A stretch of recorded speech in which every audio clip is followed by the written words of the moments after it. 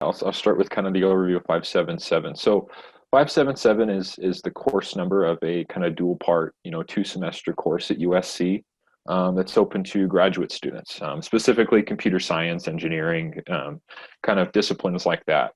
Um, it's familiar for us at Fokcus because, of course, that's where Fokcus kind of started, right? We had a team of engineers from this class and kind of worked out and hashed out the initial, ideas in that idea phase when Fokcus was going through that. So that's kind of how we found out about it. But to give you guys kind of a brief overview of 577, what it is and why it exists. So like I said, it's that two part kind of course at USC. And so one of the things that in schooling that kind of the byproduct that happens in academia is that it's tough to bridge the gap a lot of times between the real world and academics, right? Academics is always this structured environment. You're always you're trying to do what you can to get you the best grade and all that stuff, right? But at the end of the day, being in kind of a real world scenario where you're working for an employer or being a CEO of a startup or something like that, you're going to run into different types of problems that require different types of attitudes and solutions that are tough to emulate in that academic environment. And so more and more over the last, I don't know how long, schools try to do their best to try to emulate kind of that real world environment. And one of the ways USC was doing this, or kind of their approach to solving this problem, was to say, okay, could we have some of these engineering students work on some real world problems that, working for companies, right? And tie that into, a project for a course. And so what 577 is they bring in a lot of alumni, they bring in startups, founders, different companies, and they pitch projects, right? And ultimately, the students in that course would group up in teams of 5, 6, 7, 8, or so on. And then they bid on these projects. Say, okay, here's our top 3 we want to work on. And then those projects get chosen and you get a team of engineers, right? And so it becomes kind of this win-win scenario for both the engineers or the students and the company. The company gets, of course, they get manpower to be able to push these projects forward. And on the other side, the students now get something real world they can add to their resume, help their networking, build connections, whatever it may be, right? So you end up with this win-win, and it helps, USC kind of bridge the gap in their curriculum between, hey, we could do something that's more real world versus, everything we do is always this structured, academic environment, right? Which is good, but there's always going to be that gap there. So try to, bridge that gap a little bit. Does that help, Curling? No, that's really good. We say 577 all the time, like people know about it. So I'm glad you said that's the course structure. And I know Brianna, Tripti, and like you guys all had probably Econ 201. Just for us, we have this 577 course that we have to take. So it's really, in some ways, kind of a secret, right, Steven? Not too many people know about. Like our startups know about if you get in Power Focus, but if you're not Power Focus, it's the same type of groups. So USC always reaches out to us first. And that's like, do you have any startups because they know usually our startups have some formal knowledge of a startup, right? Or like certain concepts like, product development and marketing.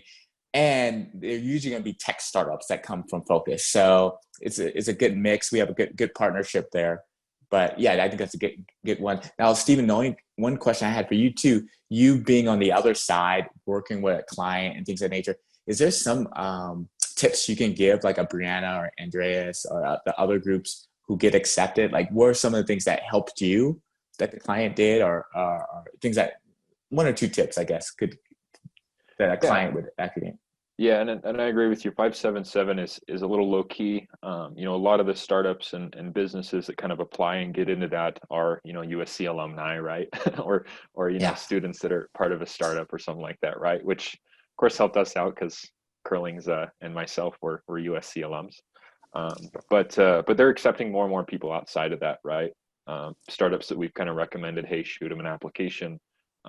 And so yeah, it's probably more people outside of USC get accepted now. But to answer your question on 2 tips, I guess probably the biggest tip that I would give to somebody who, is whether they're getting a team of students from 577 or whether it's a similar program or something like that, is that it's a great opportunity, especially for those who are kind of new to the startup space or kind of at the beginning of their entrepreneurial journey, to be exposed to kind of that HR staffing, expertise, right? Dealing with people and dealing with employees, of course, is huge, especially in business, especially in any leadership role, right? Especially if you're the CEO of a startup or whatnot, right? And so this the the skills that you learn in doing that, or this is kind of a great incubator, if you will, to learn those skills, to build those skills working with people. Because ultimately down the road, when you do have employees or, as your startup grows and scales, the better you can handle your employees and the better that you can treat them, a lot of that positive energy, of course, flows to your customers, right? We hear about Amazon having this customer centric model and other companies being so customer centric. Well, it starts with your employees, right? A lot of times. And so it's a great opportunity to be able to be exposed to that, especially if you're new, kind of, a new founder, right? And in kind of to build off that, the biggest tip that I would give is that there's, so when you hire an employee, right, for a company, and let's say for your startup, um, the the value proposition between you and that employee has a lot to do with whatever compensation you're giving them, right? It could be, a paycheck, benefits, whatever it is, right? There's a value proposition between you and that employee. With a student, that value proposition is a little bit different. Um, and so you have to be able to create some scenario where, that student or whoever is doing work for you is doing meaningful work, right? They have some sort of a purpose. And so of course, sometimes it's as easy as, for an employee, having them, having a steady paycheck or, having some meaningful work or purpose behind their job is usually enough, right? And everyone's different in this regard too. The more you deal with people, the more you realize that everyone has, different things they're looking for in that regard. But with students, of course, it's different because you're not paying them, you're not giving any benefits. Now, the great foundation of this is, especially with the 577 course, is that they ultimately chose your project, right? They bid on it. So there's some sort of foundation of meaning why they found, hey, this is a meaningful project I want to work on. I want to add it to my resume for whatever reason, right? So if you can dig down into that, the same way that, you might have a vision statement or mission statement that, you go back to in terms of your goals or aspirations for your business, you can treat that as like, okay, if I can dig down and find out what's meaningful for these employees and tie that into the work they're doing, then they're going to have a lot more purpose. They're going to do better work for you, and ultimately, you're both going to end up with a better result at the end of the day, right? And so that's kind of some things to think about in terms of 577 if you get accepted, or just a similar scenario like that, right? Where you're working with students or have a group of students. The other thing to think about is that when you're dealing with students specifically, their schedules are a lot different, right? It's easy it's a little bit easier when you have an employee because the work-life balance is a little bit more structured in terms of, okay, they're going to be in the office 9 to 5, or during business hours, or whatever their scenario is, right? With students, that this class is one of 2, 3, 4 other classes they're taking, right? On top of managing, maybe their social life or whatever else is going on in their life, right? So it's a little bit more unstructured, and you're sharing they're sharing, the time that they want to commit to this project with a lot of other things in their life, versus just, let's say, if you're an employee, you have, work and then non-work, right? Or however, people like to structure their work-life balance. So that's another kind of hurdle that you have to jump over, or it's something that's different in that scenario when dealing with students versus, somebody who's out in the workforce. So those are kind of my 2 tips, 2 kind of things to think about. What do you think, Curly? No, that's great. I think the only thing I would add, or just another perspective, is that I was more a client to it, right? And so the one thing I would say, even to you, Brianna, and this I feel even for you, Sunny, because you're going through that process with having like the Sunny actually had a question. I should just go with the question first. Sunny says, when you were in 577, what would you consider a mistake that a startup makes that can cause an offset to the project? Oh, okay. Did you get that one, Steven? Yeah, I got that. I would say just, building off of kind of that first tip, right? Kind of the value proposition there, it's something to think about. I think one of the biggest mistake that I saw in being a student in 577, going through that, having, of course, my team do the team that I was in, work with Fokcus, and seeing all these other teams, some of them succeed, some of them fall short, or whatever the deal may be. Kind of the biggest mistake that I saw was employees looking at these group of students and kind of putting them in a bucket. And what I mean by that is every student's schedule is different. Every student's kind of why their why for choosing that project or having, seeing your project as meaningful is different, right? We had, there's engineers that were on our team that, were super passionate about what we were doing, and we worked till 2 a.m. every night, and, be the first ones to speak in a meeting, right? Yeah. and you love those guys or girls. They're awesome, right? They're awesome people to have on your team. But you also have people on their team that are just doing it specifically for a grade, right? They're just in it to try to get past, to check the box and move on towards getting a degree, right? And so you have to be able to know that these people have different value propositions, and there's different reasons why they're in that course. And so being able to understand that the same way that you might treat two different employees differently in your business, you now have to treat these two people different to make sure that they both you end up at a great result at the end of the project, right? On both sides. So that's kind of the biggest mistake that I saw happen. And when you don't deal with that, you can end up with subpar projects because, maybe one person's doing a lot of the work and another person isn't, or you might just end up kind of falling short of some sort of threshold or goal you were shooting for, right? You might end up with a project that isn't completely finished, and so you have to deal with the consequences of that. So that's probably the biggest mistake. I hope that helps, Sunny. And that was good. Yeah, that was good. That was helpful. Because I just try to think of it like, listening to everything that you said prior, us as startups, I feel like maybe it's a benefit because, Brianna and I are still students, so we can kind of, we're in the same seat as them.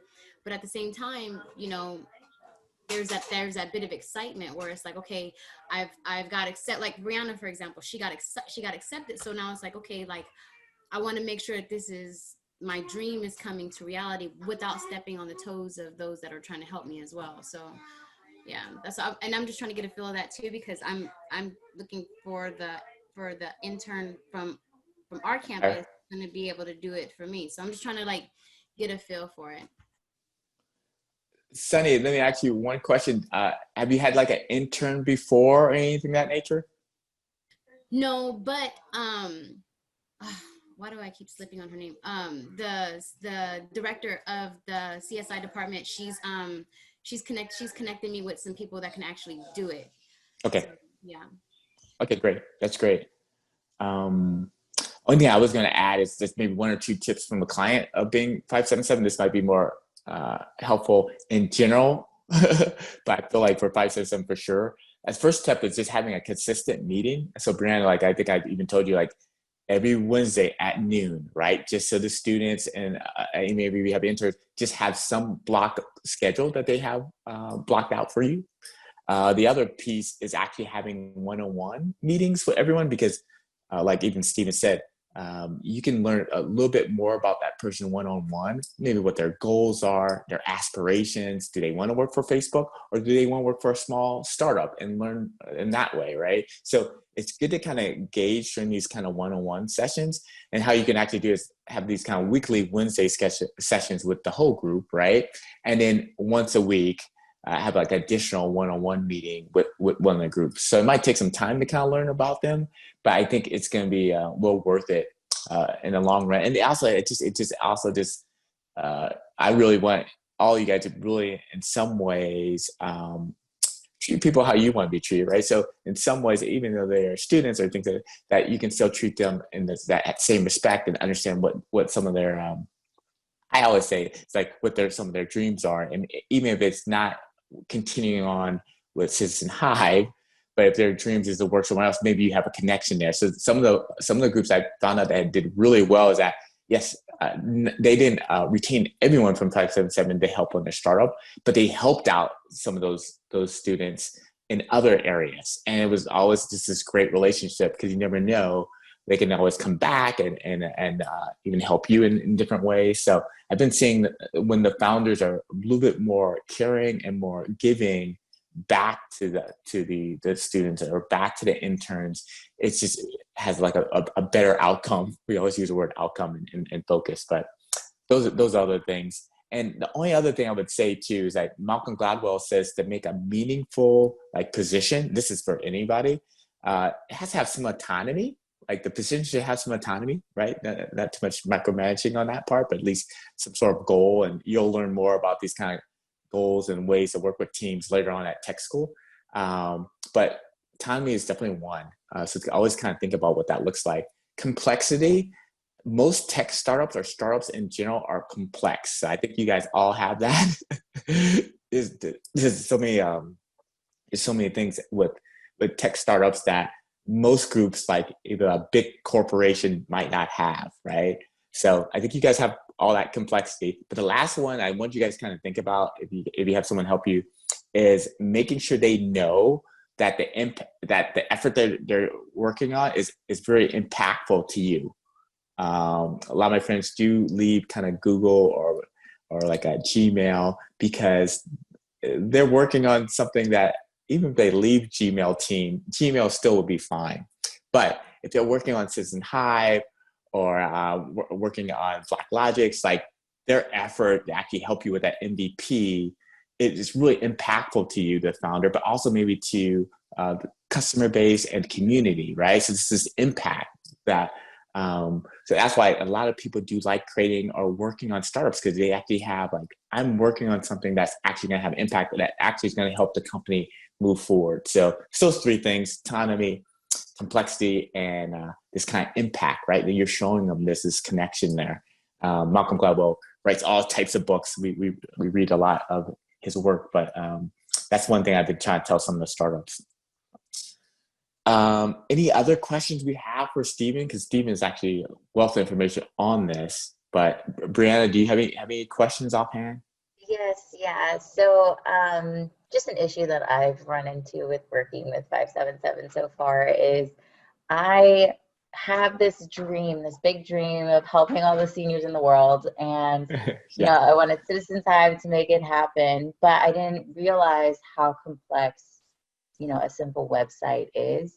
Sure. And they've been asking such great questions on like, okay, so what system are we going to use for POS? What system are we going to use for these background checks? And I'm like, so in your time with 577, did you have a client who, you know, wasn't prepared with all of those things? And then did you guys have access to, you know, different sources and things like that for things such as background checks and POS, or like other websites that are associated with USC? Just because I didn't realize how underprepared I was in how complex my business actually is going to be. That's a great question, Stephen. I can add like one piece to it, and then if you want to add into it. How you doing, Vivian? What I want to say offhand, Brianna, is that you want to do this kind of little by little, right? So with the team, they're going to give you a kind of like an outline of what you need to work on. It's going to be this win-win, right? You're going to prioritize it. And even Joanna will show you some stuff today. We're going to prioritize some of these pieces. But what I would actually just say offhand is that we just want the MVP, right? So the MVP, minimum viable product for Facebook, was We just want to be able to post, right? Right. So I want you to just think about that. And my brother-in-law works for Google. Everyone knows, Steven knows Tim. Tim talked to our startups before about how they do it at Google. It goes this way. Everyone really wants to build this really beautiful car. And Citizen Hive can be a really beautiful car that can help the world, right? It's really beautiful.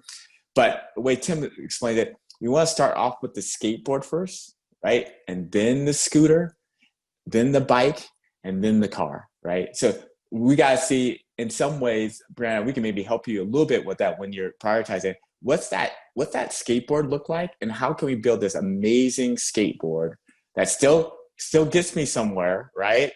And maybe what that skateboard has is we're going to be leveraging, like you said, maybe we're going to leverage like a background check service, right? We'll have to put that into our price, but we'll see what that looks like. And maybe we'll do some research on it. But that would be one of the things that I would say to leveraging other things, such as there's things like right now you have AWS, Brianna.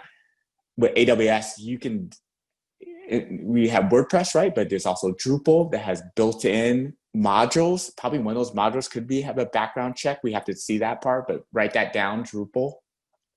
We can have them just download it to AWS and have your team research what other modules in Drupal that you guys can leverage that they don't have to code out, right? So that's some tactical things. I still want you to think about the car and the skateboard, right? Because the skateboard might not have background checks. What the skateboard might have is everyone be able to post. There's profiles, there's pictures. It looks like Airbnb, right? The background check will totally be behind the scenes, right?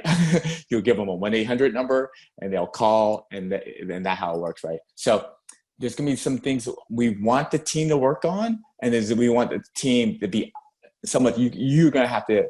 There's a thing I learned when I was little.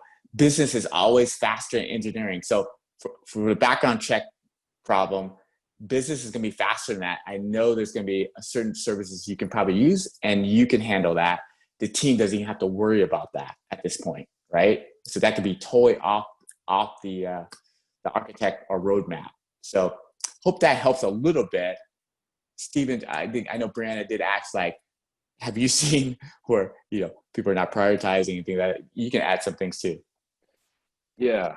Kurling, you brought up a lot of great points, and I know a lot of your experiences from the client side. I guess to add something kind of from the student side of things, right, from the other end of that equation. So when I went into 577 as a grad student, and a lot of other people were in a similar boat, unless you had exposure to the startup space, the word MVP didn't mean anything, right? You might, when you think of MVP, you might think, like most valuable player in your favorite sports team, right? Yeah. you didn't think minimum viable product. And so that the terminology, the theory behind why you do an MVP, or just, creating an MVP in general is sometimes it's not there, right? And so you might have to build that foundation. I mean, Kurling, he came and explained to us what an MVP is and kind of went through all of it, not like a class or anything, but in our meetings, just gradually think, okay, here's the gist of what we're trying to do. Here's kind of the scope of it, right? Kind of piggybacking off something Kurling said, a lot of engineers in general, it's easy, especially early on in your career as kind of a junior engineer or grad student, right? As you don't have a whole lot of work experience, to get lost in the weeds, right? And what I mean by that is you sometimes get lost in, you lose focus of just the base functionality you're trying to build, and you might get hooked on some specific thing and dive deep into it, right? Let's say you're building an app and you want, to be able to have, let's say, some sort of messaging function and all, some sort of like social media functions, right? To be able to message people back and forth or something, right? As an example. And you might have a couple meetings, and all of a sudden your team is digging really deep down into like the UI UX, how it looks, presentation, right? Yeah. And if that continues to go, over time, you have the possibility of, cool, you might end up with a great looking app, but the functionality isn't there, right? The baseline of what you wanted to achieve, functionality wise isn't there. And so the value isn't there for your customers. So, so sometimes, as a leader, you have to,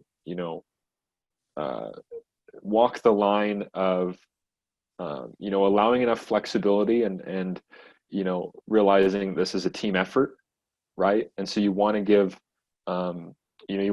these students opportunity to be able to express their opinion, or, say, prod them with questions, say, why do you think we need background checks? Do you think that's, something that needs to be in our first iteration of this? Or, what do you think that's going to do to the schedule, right? Having those conversations and really asking, what's your opinion on this? Hey, you brought this up. I'm not an expert in it. You are. What do you think, right?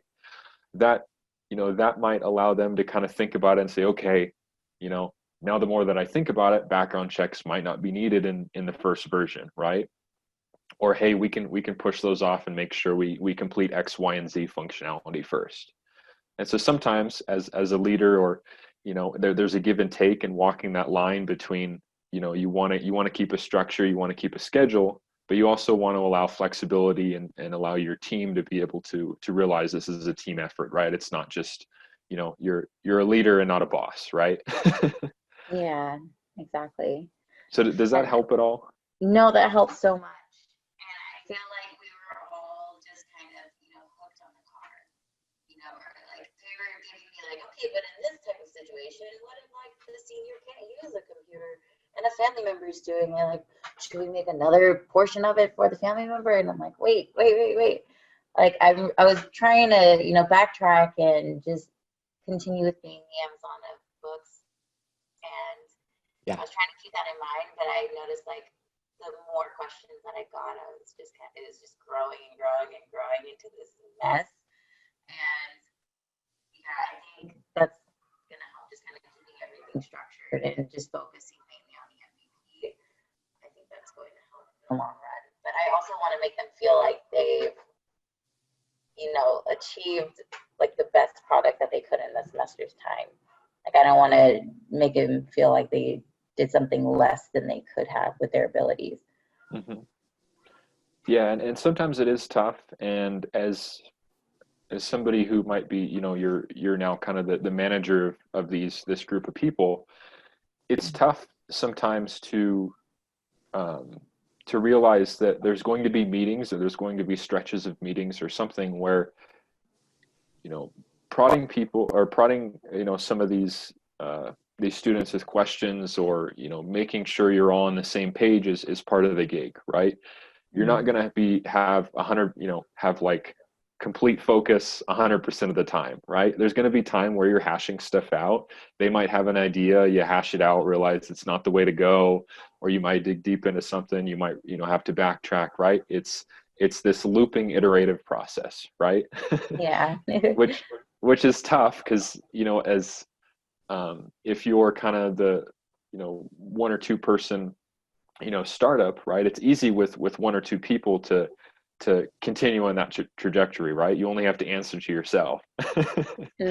But some of the time is always going to be spent making sure you're on the same page, right? Kurling and I do this, a lot sometimes with Fokcus. Part of our meetings sometimes is just making sure we're on the same page, when, knowing that, okay, here's the goal we're trying to reach, how are we going to get there, and hashing things out, right? And so that's part of the gig, right?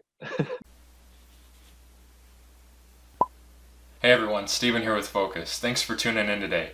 If you liked the video today, be sure to hit that like button and give us a thumbs up. We really appreciate it. If you have thoughts and you'd love to share them, feel free to leave them in the comments section below. We love to hear from you guys. We're always looking for feedback on how we can improve and make our videos better, so feel free to leave a comment if you can. And if you'd like to be notified on future videos, feel free to hit the subscribe button, hit that notification bell, and you'll be notified anytime we post a new video. But as always, thanks for tuning in, and we'll see you in the next video.